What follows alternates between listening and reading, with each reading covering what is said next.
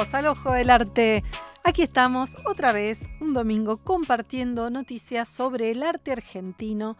Hoy nuestro tema del día es el arte y la comida. Así que mientras ustedes van cocinando, nosotros vamos a hablar con Larisa Smooth, curadora de Políticas del Sabor, la muestra que está en Sala Cronopios del Centro Cultural Recoleta y que agrupa obras y colectivos de artistas que ponen su eje en la comida, en el alimento.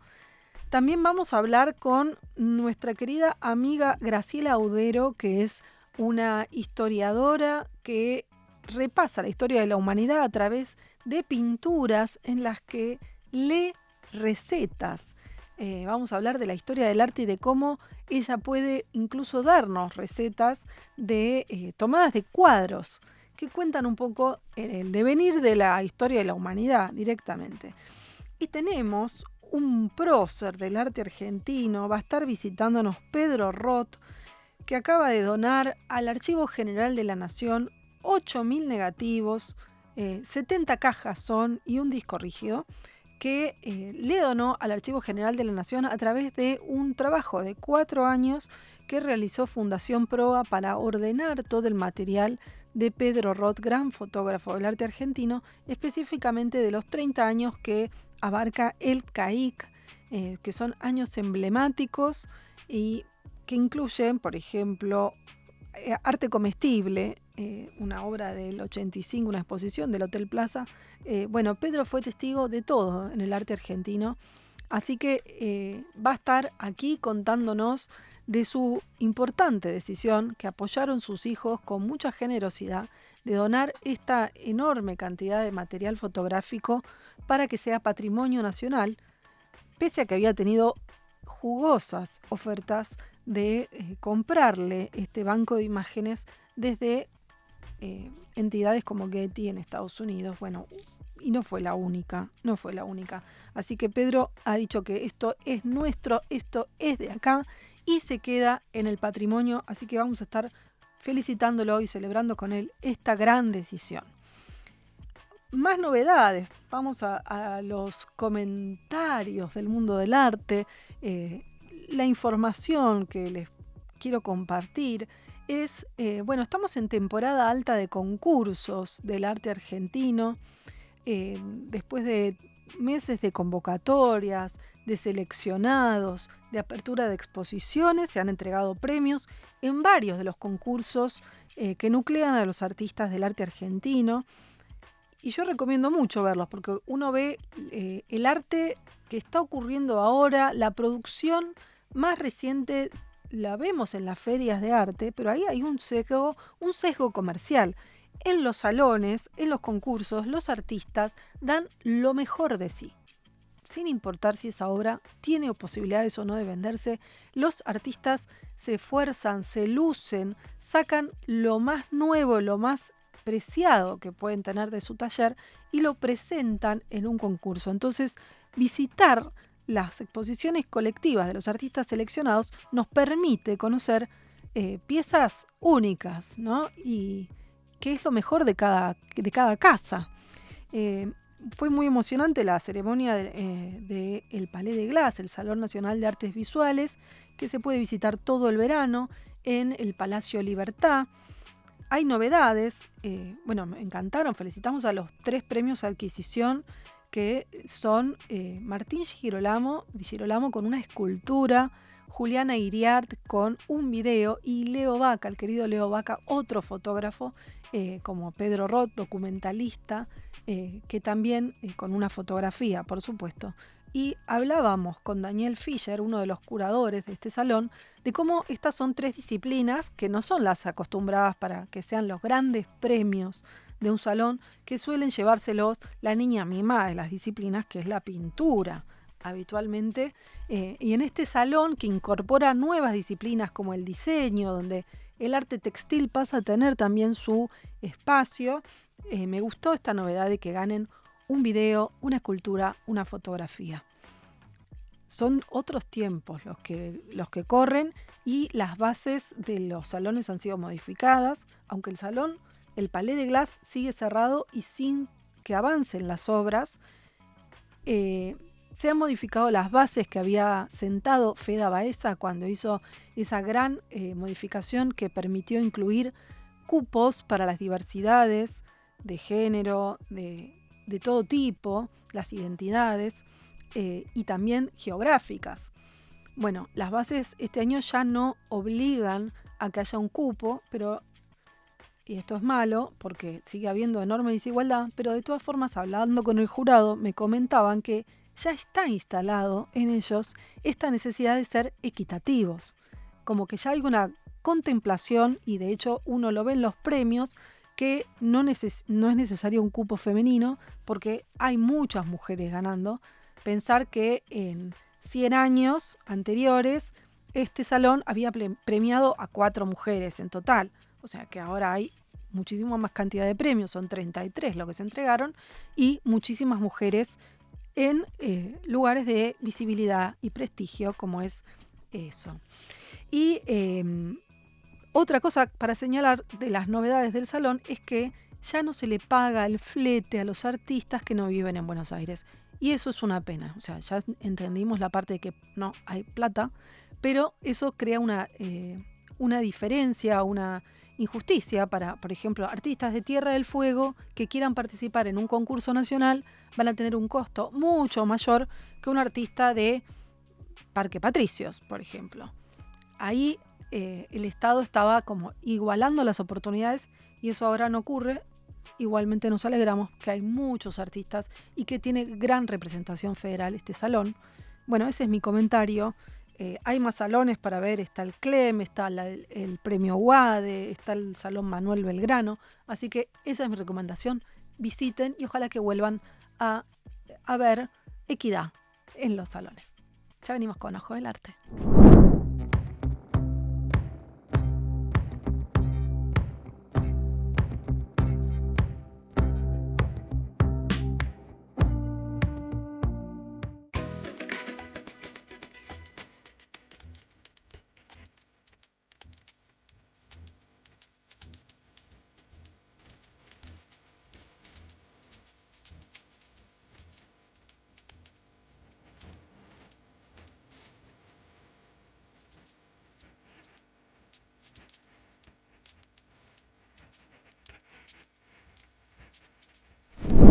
Estamos en el Ojo del Arte y como es el mediodía, hoy nos vamos a permitir cocinar algo, al menos en nuestras mentes, sazonado con arte, por supuesto, porque es lo que más nos gusta. Y para eso tenemos una especialista en este maridaje, que es Larisa Smooth. Bienvenida, Larisa, ¿cómo estás? Muchas gracias, María Paula. Bien, muy bien.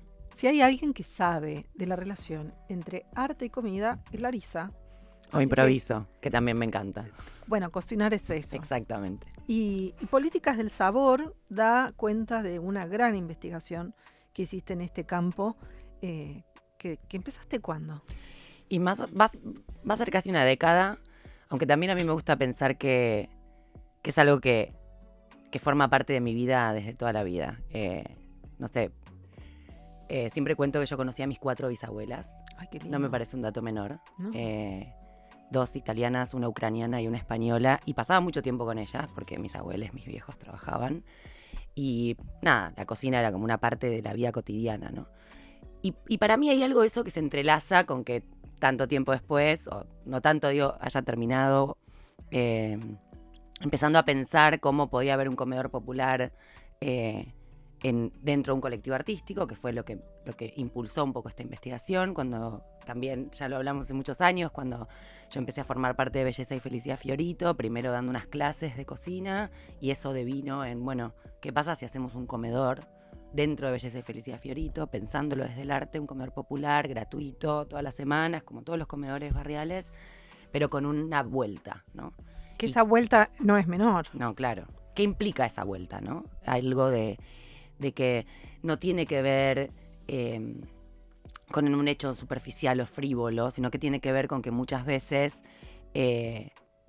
por urgencias, por necesidades obvias, yo soy una defensora absoluta de los comedores populares, y por carencias enormes, por estados que vacían los comedores, nunca pueden ocuparse mucho más que de la subsistencia, ¿no? Claro, un fideo. ¿Y qué pasa cuando empezamos, que fue algo que yo empecé a preguntarme, ¿no? Que en realidad, ¿qué pasa cuando no podemos elegir ni qué comer? Que es aquello que hacemos todos los días de nuestra vida. ¿Qué comemos? Es la pregunta, es un mantra en mi vida. ¿Qué comemos? ¿Qué quieren comer? Y hay gente que nunca en su vida puede elegir qué comer. Mm.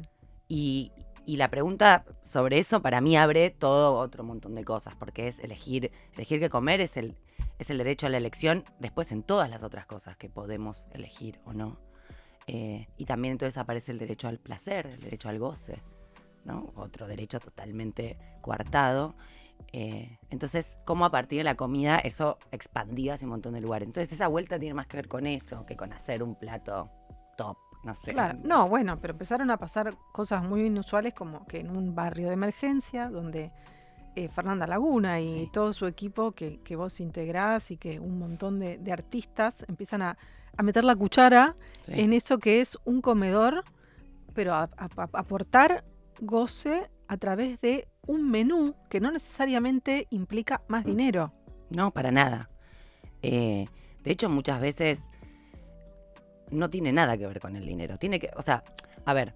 Es tiempo, es amor. Exacto, es tiempo que de vuelta, yo entiendo que si vos, porque aparte, otra cosa que es importante destacar, digo, los comedores populares los sostienen las personas del barrio. Y el tiempo es un bien de lujo. Para todo eso es un bien de lujo el tiempo. Pero en los barrios populares es directamente casi imposible, no existe.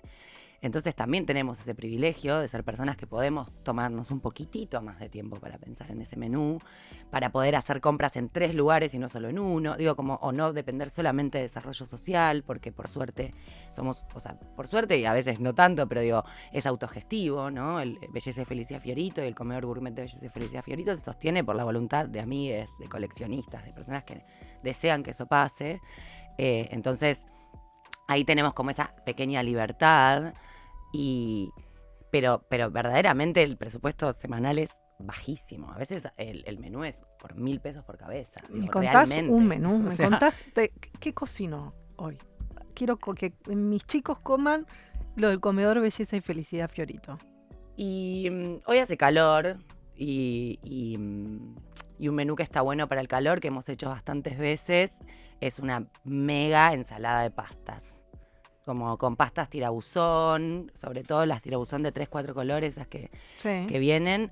Y a eso lo que tiene de bueno esa ensalada de pastas es que... ¿Qué le pones? Le pones un poco lo que te quedó, ¿no? Si tenés un cachito de queso se lo pones, tenés unas aceitunas, le sacás el carozo, se lo pones, 3 hojitas de albahaca medio que no sabes, también se la pones, tomatitos, berenjenas asadas, zucchini asado, pepino cortado cuadradito.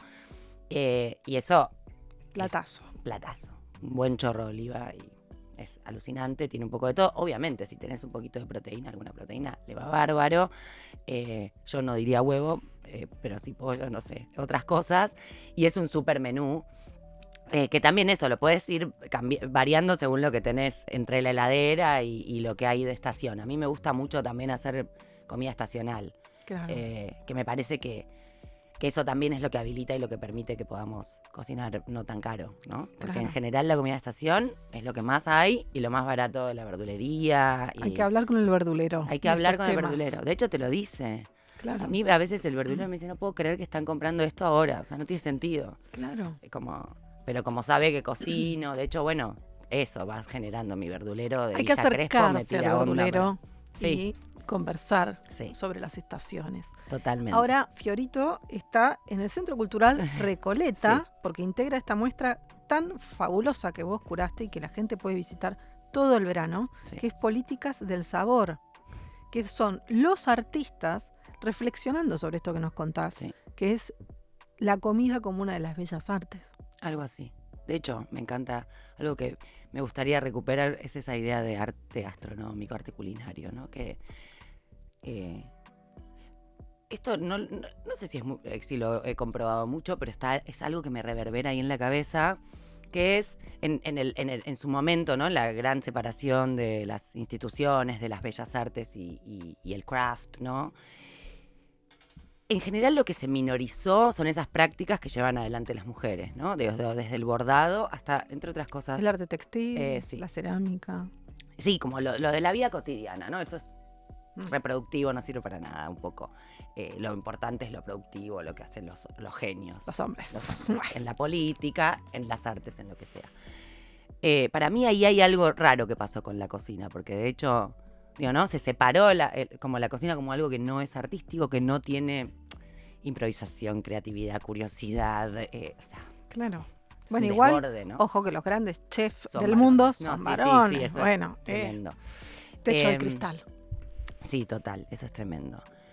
Pero desde el arte se pone este arte culinario, bueno, vos lo demostrás en esta exposición, ¿no? Desde Sí. Víctor Gripo, Sí, sí. Marta Minujín, con su maíz que paga la deuda externa, los hornos de Chaile, las ollas de los comedores de Chaile me parece que están muy cercanas. Sí, total, están de hecho.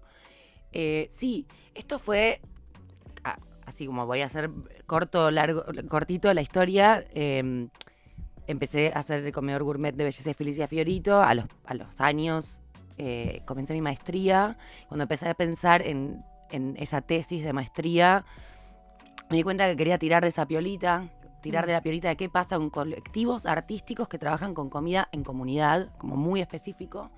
Encontré con que hay un montón, Pero o sea, encontraste. mucho más. Sí, sí. Y durante 1 año y medio más o menos estuve haciendo residencias, becas en distintos lugares del mundo en estos proyectos. Algunos que ya conocía de mi tiempo como galerista, ¿no? Como que hay algo ahí que uno empieza a saber más o menos por dónde moverse en el terreno. Entonces me fui a España, trabajé con 2 colectivos en España, Inland y Paisanaje. En Berlín trabajé con otro proyecto, bien específicos, bien distintos. Trabajar en... ¿Qué hacen? ¿Todos son comedores populares? No, eso, son colectivos artísticos, pero cuyo corazón es la cocina, ¿no? Hay algo de que lo que sucede en la cocina es la condición de posibilidad de todo lo otro. Wow. ¿Y qué hacen? ¿Qué cocinan?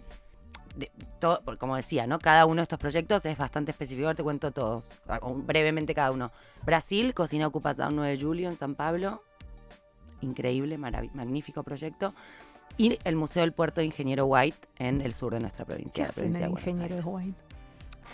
El Museo del Puerto de Ingeniero White, fundado en los 80, museo municipal, busca recuperar la memoria de la vida cotidiana de un pueblo portuario. Claro, yo como marplatense sé, los pueblos portuarios son de una multiculturalidad, de nacionalidades de todos lados, justamente porque el puerto lleva eso. Y había algo como el borramiento, como los museos nunca cuentan la historia minoritaria, ¿no? Cuentan la gran historia, claro. la historia universal que borra esas otras historias. Entonces este museo nace con esa inquietud. Entonces la idea era que las vecinas, los vecinos empiecen a traer objetos de la peluquería, del aula, de la cocina, del puerto, de distintas, como los grandes es hermoso lugares, es divino. Y se dan cuenta estas mujeres vecinas, que de hecho fundan la Asociación de Amigas del Museo del Puerto. Amo. Que todos los domingos hacen chocolate y le dan una mesa del aula cocina del Museo del Puerto a una colectividad distinta para que haga una mesa de dulces. Y todo el barrio va al museo todos los domingos a comer un dulce y tomar chocolate. Se dan cuenta que para poder empezar a juntar estas cosas, tienen que cocinar. Hacer algo con la comida, que eso reúne a la gente. Y así se funda el museo. Y hoy, más de 40 años después, el museo sigue existiendo, sigue teniendo su cocina. La sala más grande, cada una de las salas del Museo del Puerto se llama peluquería, aula, y la más grande se llama aula cocina, donde están todos estos objetos de la cocina, que una obra preciosa que está en la muestra es su olla manifiesto, y dice, la olla manifiesto es una olla con un texto que dice: hay de esos museos que quieren contar la historia sin hablar de las cocinas. Sin cocinas no hay historia. Muy lindo, muy lindo. A mí sí. Piel de pollo. Piel de gallina, sí. Así que nada, fue muy alucinante como conocer ese proyecto. Cocina Ocupación 9 de Julio de San Pablo. Las conocí gracias en la Bienal de San Pablo de 2023. También son un colectivo artístico con muchas similitudes con Belleza y Felicidad Fiorito, fundado hace más de 20 años por el movimiento de Sin Techo de las personas de Sin Techo de San Pablo, que detectan que hay una serie de edificios en la ciudad de San Pablo vacíos, parásitos, edificios enormes, tipo tamaño cábana. O sea, Wow. para que... Pero que están siendo deficitarios al Estado. Entonces, la oferta, lo que les ofrecen es: nosotros sostenemos este edificio, no te sale más plata, pero lo ocupamos. Vamos a garantizar vivienda digna para la gente que vive en la calle. Wow. Tienen varios, hay 5 edificios así. El que se llama 9 de Julio está en la avenida 9 de Julio, en San Pablo. Y este gran edificio tiene un enorme parque, es muy hermoso. Entonces hicieron una huerta increíble, una galería de arte. He visto obras de artistas de los más grosos de Brasil, que también, ¿no?, trabajan con otros colectivos artísticos. Y la cocina. La cocina, todos los domingos, cocinan personas que viven en el edificio, y está abierta al público. Y cualquiera puede ir a comer, y por cada plato de comida que compramos, yo cuando fui a San Pablo, siempre fui a comer ahí los domingos, se le garantiza un plato de comida a una persona que vive en la calle. Hermoso. Y se sostiene con toda una serie de banderas, de frases, de historias que también están representadas en la exposición. En la exposición se va a poder uno sumergir un poco en los mundos de estos colectivos que vos nos traes al Recoleta, junto con otras obras históricas. ¿Qué otra obra? Bueno, ahí fue, por eso era la larga, corta historia. Yo hago mi tesis, termino el año pasado, defiendo todo muy bien, todo muy lindo. El año que viene me invitaron de Prometeo a publicar ese libro, así que empiezan a aparecer estas traducciones a otras materialidades. Y cuando me invitan de Recoleta a hacer la muestra, para mí hubo algo que estaba bueno, que era como dar cuenta de que esto que empecé a contar se inscribe en una tradición histórica del arte de la Argentina, en donde también los artistas, yo creo que detectan algo de esa paradoja extraña entre que en la Argentina que sea un país con hambre, cuando es uno de los países más fértiles, ricos, amplios, magníficos, climáticamente, en todo sentido del mundo, ¿no? Uh-huh. Y cuando empiezas a ver eso, te das cuenta de que eso, tanto Víctor Gripo como Marta Minujín, el archivo de Marta es magnífico en relación a esto. No es solamente... A mí me pareció muy emblemático incluir el pago de la deuda con maíz, porque para mí la papa y el maíz es mi obsesión. Esto es aparte, ¿no? Son mis obsesiones, que son estas dos grandes productos de América que han sido en la colonización totalmente exportados y han sido la condición de posibilidad, hablando de condición de posibilidad, de todas las guerras del imperialismo de los siglos siguientes a la colonización de América.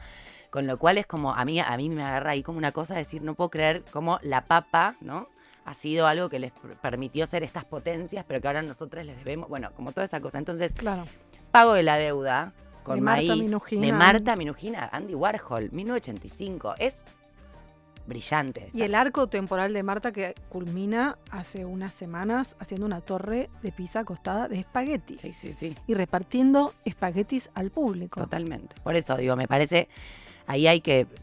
Es alucinante el archivo de Marta en ese sentido. Para mí fue re difícil, pero bueno, también había algo de que me gustaba elegir una obra que tal vez es conocida, pero ¿qué pasa cuando la resignificamos? Claro. Porque las curadurías son un poco eso a veces, ¿no? Poner en relación obras. De hecho, en la sala están como en espejo Marta y Gripo.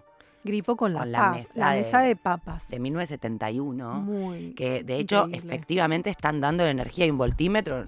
Si van a la muestra pueden apretar el botón y ven cómo le está dando energía efectivamente, ¿no? Se podría cargar un celular con papas. Con papas. Y hay algo ahí, ¿no? De esa relación de la energía latinoamericana, de la energía colectiva, porque son un montón de papas, ¿no? No es una papa.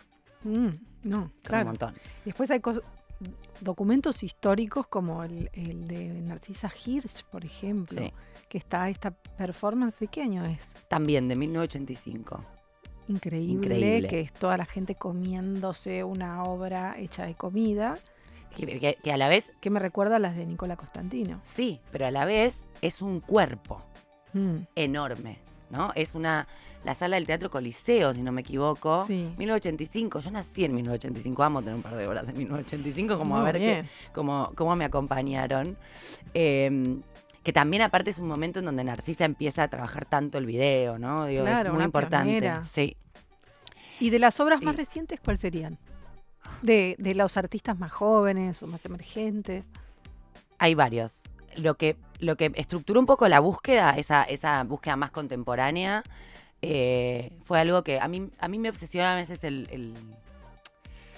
Yo siento que estamos en un momento histórico bastante complejo, esto me gustaría aclararlo, Claro que y sí. eso, y a veces me dejo tomar por estos discursos muy fatalistas, a los que suscribo muchas veces, y me doy cuenta de que no es justo, porque están pasando otras cosas, y está bueno enunciar esas otras cosas que queremos que pasen, porque estos proyectos que te acabo de contar Son subsisten, hermosos. existen, y entonces hay algo como de optimismo político, Claro. de reivindicarlos, darles lugar y mirar eso que queremos también que pase. En ese sentido, me puse a pensar en esta obra tan importante para nuestra historia del arte argentino, que es Sin pan y sin trabajo. Oh, Y entonces pensar qué pasa si le damos la vuelta y pensamos con pan y con trabajo. Y eso estructuró un poco la búsqueda de obras, ¿no? Entonces aparecieron los collares de fideos de Marcela Sinclair, que son claro. magníficos. Un rosario de panes en tamaño natural, De uno a Oco. uno, de Oco Wok. Pero también una obra de Clemente Padín, uruguayo con gran conexión de la Argentina, que falleció hace muy poquito, este gran artista del arte correo y de la poesía visual, que es un mural que dice pan, paz, en donde la N y la Z son lo mismo, ¿no? Entonces es la conexión entre el pan y la paz, que me pareció Muy súper hermoso. importante. Las máscaras de pan de la Chola, un artista súper joven, Tiziano Cruz, que también trabaja con pan como ofrendas y que vamos a tener una performance en breve, Ujú. ahí en la exposición. Pero también Grupo Escombros, que en 2003 hicieron una obra específica en el Recoleta, que eran estos panes intervenidos, ¿no? Distintas piezas de pan intervenidas, que cuentan un poco, que dan cuenta también de la relación entre el pan y la política en sus distintos niveles. También Igna Tamporanea, que es más joven y que hace como estas esculturas hermosas de galletitas Traviata. Entonces el pan, obviamente no en un sentido literal, sino en un sentido ampliado. Y el del lado del trabajo, pensar en estos objetos del trabajo, sobre todo las cacerolas, en donde aparecen las cacerolas de Gabriel Chaile, pero también aparecen las cacerolas de Belleza y Felicidad Fiorito, la cacerola del Museo del Puerto, las cacerolas de Andrés Piña, que las transforma en estos cuerpos, ¿no? Que es increíble. Y también como el trabajo de Lucía Reisig, que mezcla, ¿no?, su trabajo doméstico con el trabajo en la cocina. Entonces están como distintas piezas de Lu también estructurando un poco todo eso. Qué lindo. Sí. Increíble. Bueno, le vamos a recordar a la gente, Políticas del Sabor, con curaduría de Larisa Smooth, está en el Centro Cultural Recoleta, que es Junín 1930, y va a estar todo el verano. Todo el verano. Así que no se la pueden perder. Una delicia tu exposición. Muchas gracias. Gracias, Larisa, por por favor, venir. gracias a ustedes por invitarme.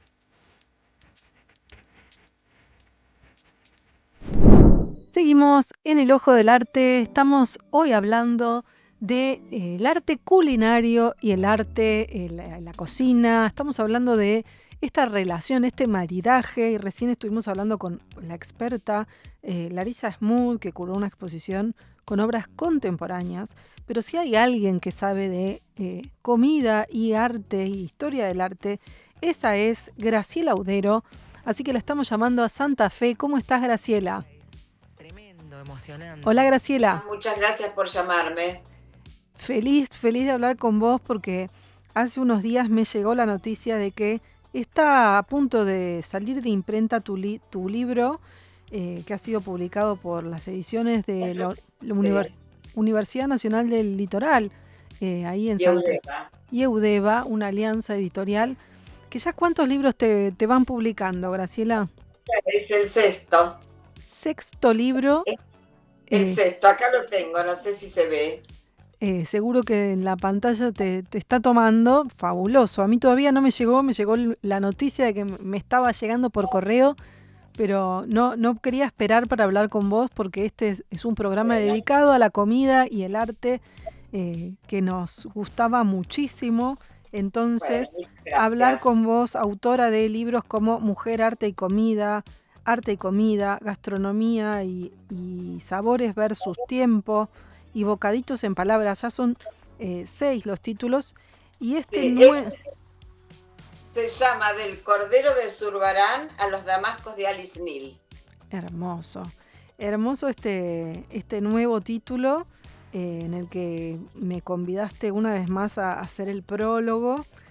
Contanos, bueno, empezando por Bueno, Zurbarán, ¿qué cosas encontraste de...? bueno, no, lo que pasa es que Del Cordero de Zurbarán a los Damascos de Alice Neel es un título que pretende introducir los distintos capítulos del libro.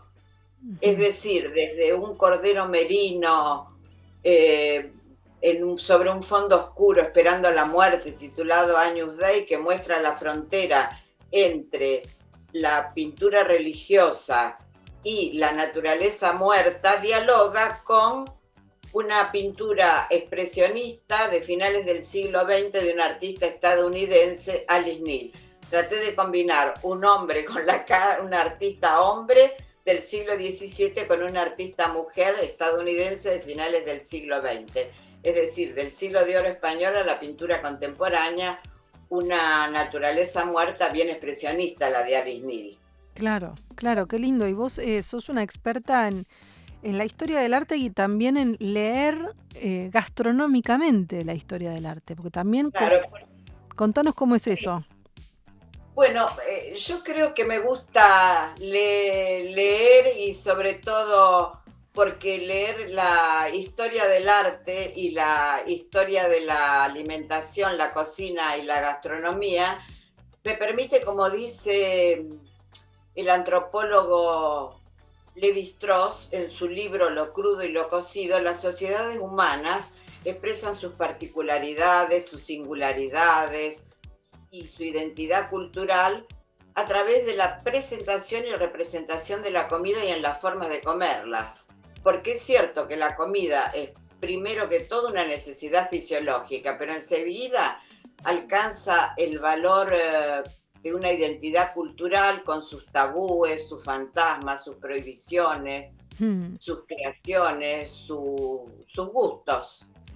claro, y Por eso Por eso me gusta ir alternando, en cada capítulo empiezo eligiendo una obra de arte, predominan un poco las naturalezas muertas, pero no siempre, porque también hay textos referidos a la historia, a la mitología, a la religión y a la Biblia. mm, eh, y luego pasar una breve explicación o una breve biografía de los autores.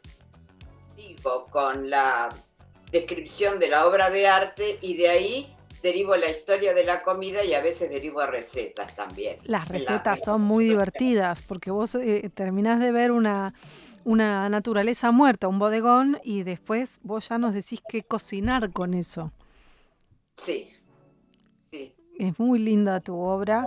Y en este último libro aparecen también artistas santafesinas, que esto es una novedad. Aparecen 5 capítulos de artistas santafesinas que me hubiera gustado hacerlo todo de artistas santafesinos, pero después se vende menos, entonces la editorial no me los acepta por ahí. Tenés que hacerlo Las igual. imágenes, las imágenes no salieron muy lindas, pero la gente, yo doy referencias, como son cuadros que están en los museos famosos generalmente, Claro.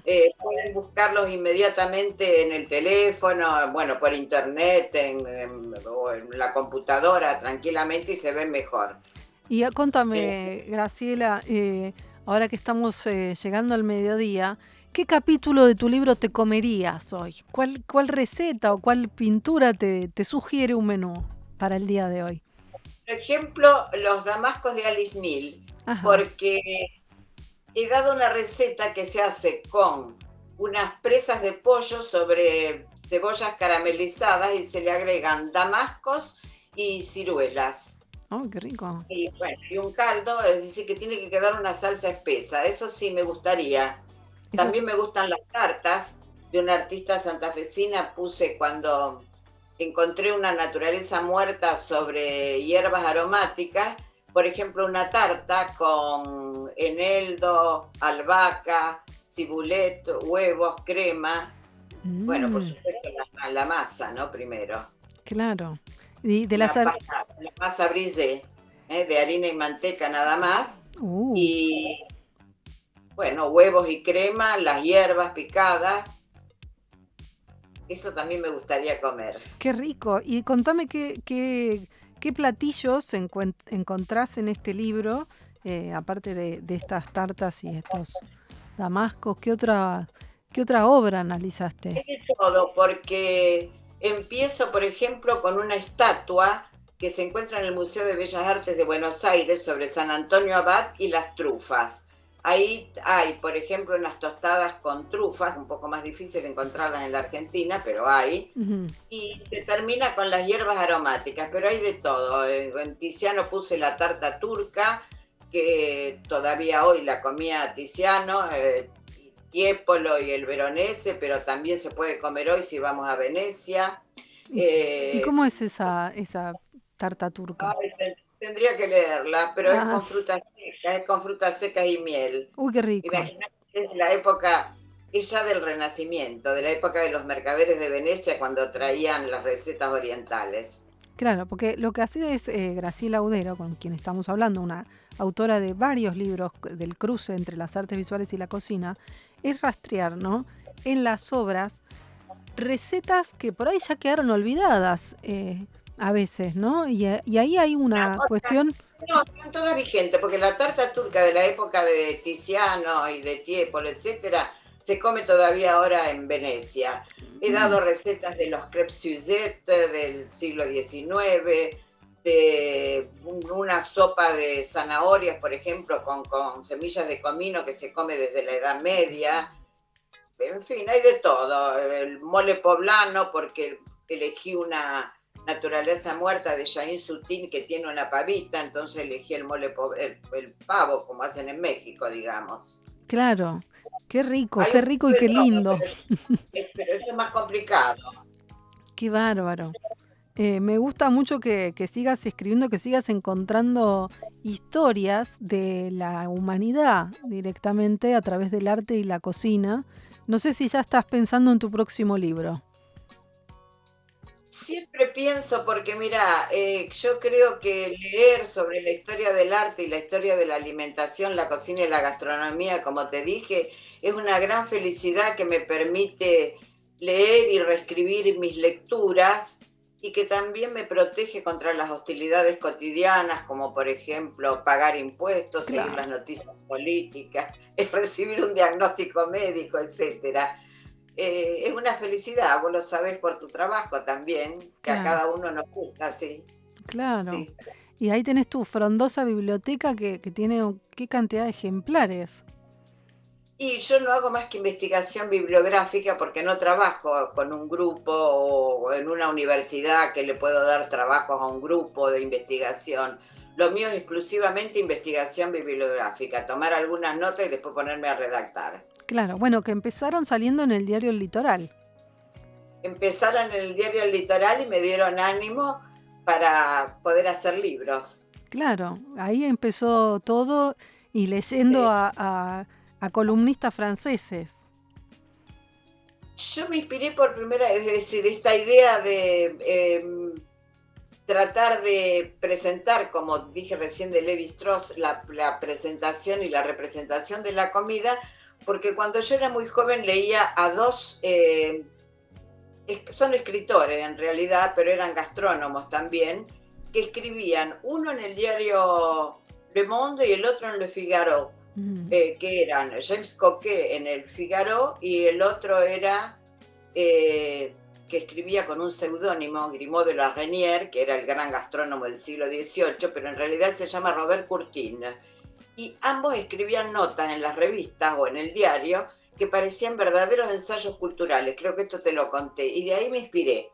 Me Claro, pareció que era muy interesante mezclar a veces la literatura y sobre todo la historia con la comida y las obras de arte. Claro, y así fue que empezaste a escribir estos ensayos, estas investigaciones. No sé cómo le... Investigaciones bibliográficas, y yo siempre digo a mis lectores o a los que me preguntan, yo doy referencias, la gente puede completar con lecturas intertextuales, hipertextuales, ya sea con libros especializados o simplemente con Google o en Internet, Claro. con la inteligencia artificial ahora. ¿Lo estás usando eso, Graciela? Poco, prefiero los libros porque por ahí tengo un poquito de miedo. A veces en Wikipedia encuentro algo que no coincide con los historiadores importantes. Claro, siempre hay que desconfiarle, pero todo surge siempre de encontrar una obra, mirar y preguntarse, ¿no? ¿Qué están comiendo? ¿Qué es eso que está ahí? ¿Qué me inspira o cuál es la historia de estas comidas o la historia de estos alimentos? Porque es cierto, es muy importante para las sociedades humanas, explican la identidad, muchos platos, la identidad cultural de los pueblos. Claro, es cierto. Así que, bueno, hay varias historias de estas, varias historias del arte y de la humanidad y de la comida, escritas por Graciela Audero, nuestra amiga a la que estamos saludando desde Santa Fe, que lo pueden encontrar en librerías de todo el país. Alguno de sus 6 libros seguro está sobre todo en Buenos Aires. En Buenos Aires hay muchos, es más fácil conseguir los libros. En Beba, en Baltúcer, en otras librerías más chicas. Claro, ahí hay que ir a buscar y ahí van a encontrar también las recetas de Graciela Audero. Así que un placer enorme saludarte, Graciela, y acompañarte siempre. Un placer enorme, un beso grande y ya nos veremos pronto. Bueno, un abrazo grande y muchas gracias por la entrevista. Gracias, Graciela Audero. Gracias a vos, un beso. Gracias. Graciela Audero, entonces, autora de 6 libros sobre arte y comida. Ya venimos.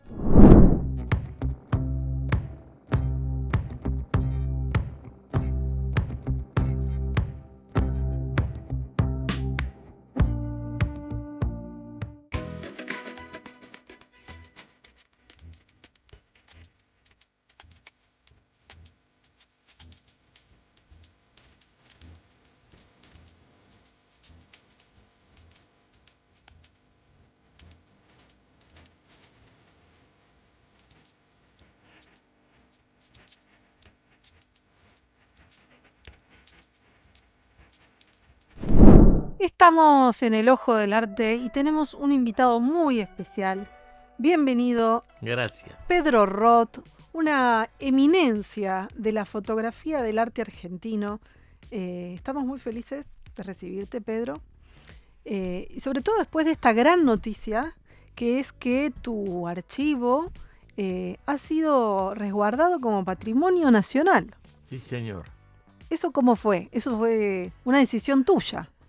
Fue una donación que yo hice al Fondo Nacional, al Fondo de al Archivo Gráfico de la Nación. Al Archivo General de la Nación. Sí, señor. Pero antes te lo quisieron comprar. Muchas veces. Todo. En realidad, yo siento que de esa manera se arruina el arte argentino de vender los archivos a Estados Unidos. Claro. Porque los matan. Y acá en la Argentina no queda nada. Se han llevado muchos archivos muy importantes del arte argentino. Sí. Mismo las fotos, yo tengo los negativos, pero las fotos las vendió el hijo de Grusberg, los vendió a Estados Unidos. Así que cuando te llamó la Getty... ¿Cómo? Cuando te llamó la Getty para comprarte, sí. ¿Qué le dijiste? Y yo no quería vender. ¿Qué no? Porque no me parece que tiene que quedar en el país. Porque acá tiene sentido. En Estados Unidos es un archivo más del montón. Y acá los archivos cada vez se van reduciendo. Y en el arte todos los artistas vendieron a Estados Unidos. Claro, bueno, el archivo de Pedro Roth, que ha sido testigo de todo lo que ocurrió en el arte argentino desde los 60. Sí, señor. Desde el del Ditela para acá, todo lo que había, yo lo fotografié. Todas las inauguraciones, las performances, los eventos, las Sí. bienales. En Y son todo todos eso amigos míos. estuvo Pedro haciendo fotos. Entonces, Sí, por eso era señor. tan importante tu trabajo. Y yo me siento tan mal ahora que me fotografían a mí. Ah, No estoy acostumbrado. Claro, bueno, sí, el otro día tuviste que hacer este acto, firmaste el convenio. Bueno, hay que decir que PROA, Yo fue soy muy importante. licenciado en cine Cierto. de la Escuela de Bellas Artes de La Plata, así que Ah, qué lindo. Así que ando en el tema hace muchos años. muchos años y lo que hablaba con Duprat, que decía que vos sos un artista. No, sos un artista y por eso has recibido el Premio Nacional a la Trayectoria que da el Museo de Bellas Artes. Me dieron el Gran Premio Nacional. Toco madera. Muy bien. Acá abajo es madera. Es acá madera, arriba es toque plástico. tranquilo. Pero en el Museo Nacional de Bellas Artes vos estás en el inventario, Pedro. Sí. Vos entrás ahí como Pancho por su casa. Has pasado cuántas décadas adentro del Y museo. yo voy a todas partes y me reciben porque soy parte de la historia. Y voy al museo y los empleados me conocen. Claro, Son muchos años de andar en esto. claro. Lo lindo fue este trabajo que hicieron María D'Ambrosio y Ana Clara Giannini de Fundación Proa, que fue ir a ordenar tu ropero, digamos. Sí. Te ordenaron el placar donde estaban este archivo fabuloso específicamente del CAIC, que son unos 30 años súper importantes en el arte argentino, que eso es lo que vos donaste, y Ana Clara y María hicieron el trabajo de desarmar las cajas que estaban en este ropero. Yo tenía un placar lleno de negativos. Eso era tu archivo. Ahora está todo catalogado, ensobrado. Hay un Excel donde uno pone Marta Minujín y salen todas las fotos Claro. que pueda haber tomado Pedro en 30 años. De esa manera, no, porque hay gente que tenía que viajar a Nueva York para hacer la historia del arte argentino y no es así. No, y el archivo es muy amoroso. El Archivo General de la Nación tiene un personal increíble que vos vas, te dan los guantecitos, te dicen qué querés, te buscan el documento, lo van a buscar en un carrito, te lo traen y Claro. vos pasás la tarde ahí Sí, señor. analizando. Y ahora está la obra de Pedro que me contaban. Este trabajo fueron 4 años, digitalizar y limpiar, catalogar todo tu archivo, que te pasaba a buscar a Ana Clara por un café, que vos te juntás con unos amigos. Sí, ¿Con los quiénes? miércoles, ¿Dónde te juntas? el grupo Estrella del Oriente, Que son un grupo hermoso. que estamos, los tres que quedamos vivos del primer grupo, Capurro, Santoro y yo. Que son los tres Todos mosqueteros. los demás se murieron. Hicieron la película La ballena ballena, Sí, que ustedes la pueden que lo encontrar hicimos en Budapest una parte. una parte en tu tierra natal. Sí, Eso es muy lindo, pero es una gran aventura. porque vinieron a verme a mí y yo socialicé a todos mis amigos y todos hicimos la película La ballena ballena. Está en YouTube la película. ¿Cómo? Está en YouTube, se puede ver la película Sí, se puede ver, está en mi canal. en el canal de Pedro Roth, donde hay también las aventuras de la pandemia, que yo te hice notas. En la pandemia Pedro montó una exposición en un supermercado chino. Es lo que me mantenía vivo, trabajar, hacer cosas. Y seguís trabajando, Sigo. porque te Tengo veo. 86 años y sigo trabajando así como si tuviera 20. ¿Hace fotos? ¿A qué le sacas fotos ahora?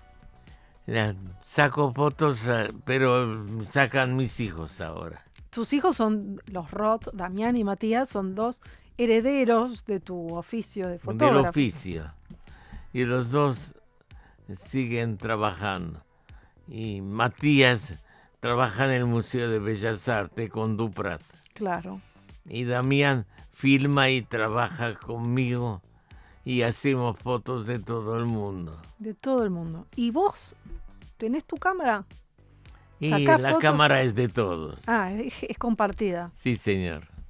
Eh, Tenés unos nietos preciosos también, Dos nietos, que supongo que serán tus Eloísa y retratados. Matías. Claro, qué lindo. Bueno, hay unas fotos increíbles que ahora todos pueden ver, incluso el Archivo General de la Nación, para recibir esta donación, montó una exposición de fotos que ya copiaron de su propio acervo.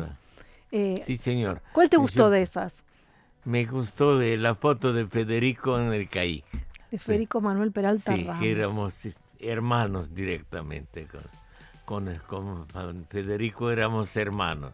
Qué personaje divertido para tener de Cuando hermano. murió Federico, al primero que llamaron para avisarle que se había muerto es a mí. Wow. Pues yo era como un hermano. Él me llamaba por teléfono y decía, quiero ir a trabajar con vos. Significa que venía conmigo a sacar fotos. Yo lo subí al auto, íbamos a todas partes y él se sentía feliz viajar conmigo y ser parte de toda esta historia. Claro, porque compartimos esto de ser documentalistas del arte Sí. argentino. Entonces nuestro trabajo es súper divertido. Es ir a... O sea, el grupo primero que yo tenía era él, era Pierre Cantamesa, que también tiene una fundación que cuida de la obra de él. Y yo iba a atenderme con una médica china ahí en la esquina de Avenida de Mayo y en Plaza Congreso. Y ahí íbamos todos, de ahí me iba al bar a donde nos veíamos con el grupo este. ¿Cuánto bar, Pedro? Y es muy argentino eso Es de muy los bares. argentino. Y de las fotos que has sacado del CAIC, digo, ¿cuáles fueron la performance más loca que te haya tocado fotografiar? Y la más loca fue lo de Federico. ¿Cuál de todas?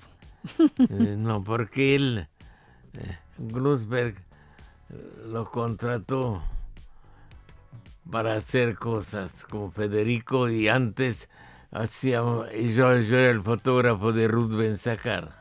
Claro. Y Federico yo lo llevaba a lo de Ruth y lo pasábamos fantástico. Yo creo que sí. Y él venía a vivir a casa, Federico. Mirá. Y lo tenía que cuidar porque él no estaba acostumbrado a cuidar de sus cosas porque la familia lo cuidaba a él como un nene. Claro. Pero todos nosotros, yo lo tenía que cuidar a él también. Eso ha sido también parte de tu oficio, ¿no? El más cuerdo de los artistas. Sí. Qué lindo. Qué lindo. Y qué tesoro tus fotos. Fue un momento muy especial. Seguro. Pero lo pasamos bárbaro. Muy lindo. Y se la pasa muy bien también en tus cumpleaños. Que yo he Sí. ido a varios. Haces un goulash impresionante. La casa se llena de gente. He ido con Pedro es mi hijo más chiquito. Hemos ido a comer goulash. Sigue siendo Pedro un centro de reunión del arte argentino. ¿Cómo? Seguís siendo un centro de reunión del Sí. arte argentino. Y los sábados nos encontramos en el Florida Garden hace 40 años. Y todos nosotros somos parte cuando vienen los artistas de afuera, vienen a mi mesa, A tu al mesa. Florida Garden. Qué increíble. Un varón del arte argentino. Sí. Hermoso tenerte en el ojo del arte, Pedro Roth. Y muchas gracias por guardar para los argentinos ese archivo maravilloso que hiciste. Muchas gracias de que te guste. Gracias. Gracias, Pedro Roth. Ya venimos con más Ojo del Arte.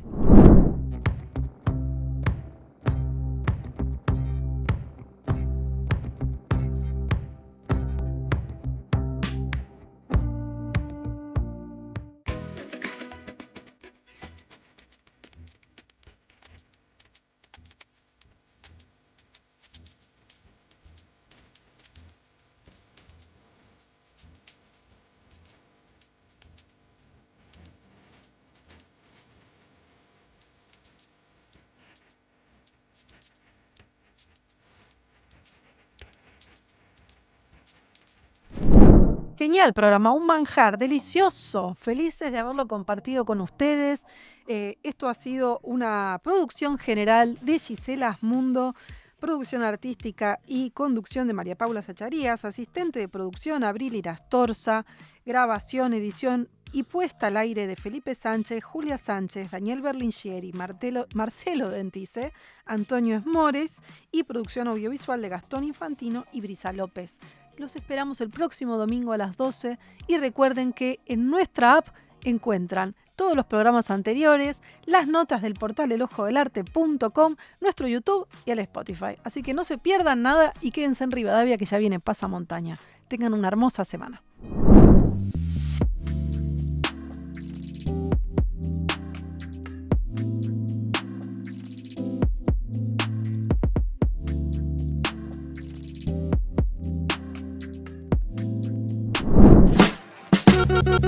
El Ojo del Arte es una plataforma de comunicación y contenidos ligados al mundo del arte que abarca desde los grandes movimientos históricos hasta las últimas tendencias contemporáneas.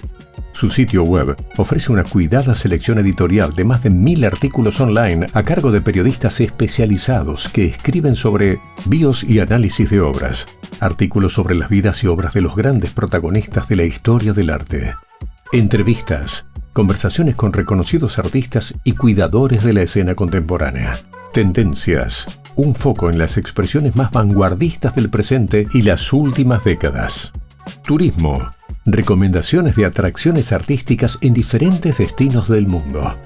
Patrimonio, relevamiento del patrimonio escultórico y arquitectónico de la ciudad de Buenos Aires. Espacios, guía con información sobre galerías, museos, fundaciones y residencias de la ciudad.